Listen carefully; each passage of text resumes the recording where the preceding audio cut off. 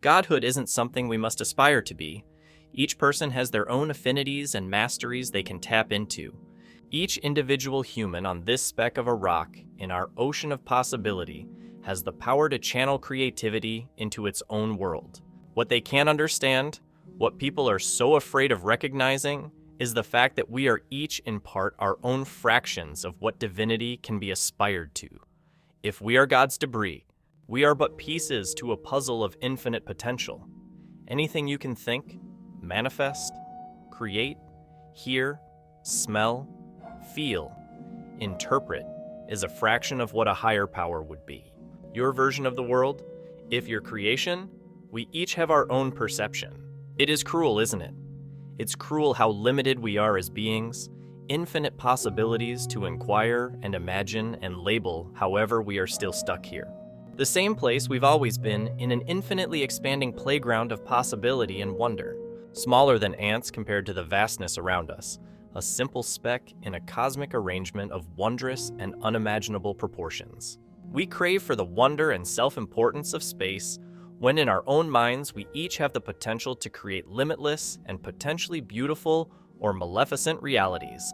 The point I'm getting to is that every story, every word, every imaginable potential is its own individual reality, shaped and manipulated by thoughts and words and prayers.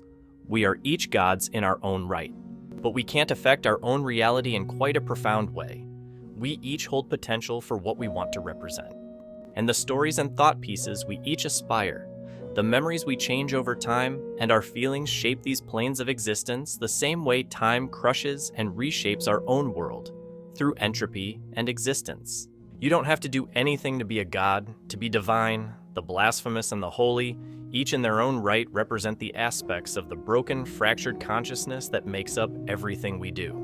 Your emotions are not something to be afraid of, happy or sad, manic or depression. It all plays a part in a greater whole of human experience, of life being expressed, of the universe experiencing itself through the life it simulates in its halls.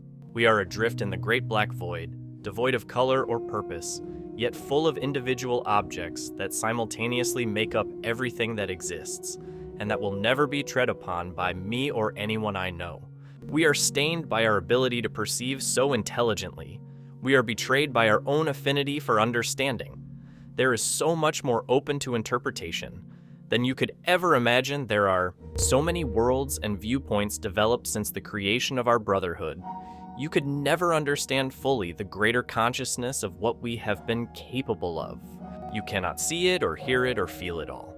It is each of our own individual responsibility to use the feelings and ability we have been given to direct the importance of morality, and the propagation of nourishment through means above greed or filth. We are all human, for better or for worse. We are all beings of infinite purpose of survival and classification.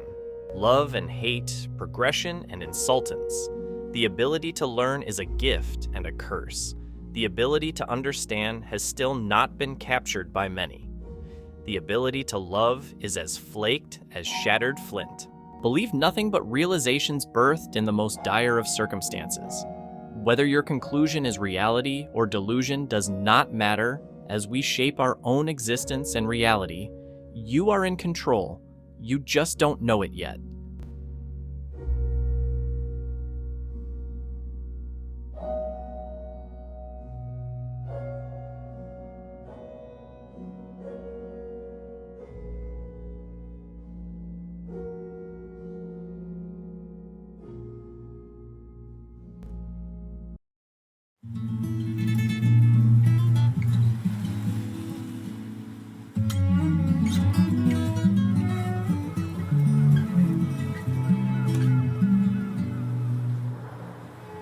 Fiberglass solution, there's a message on your skin, flicking from the paper. I can read you from within. I thought you knew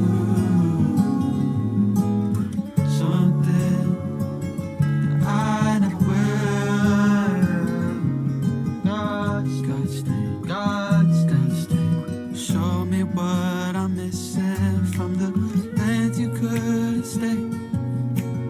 I can see a history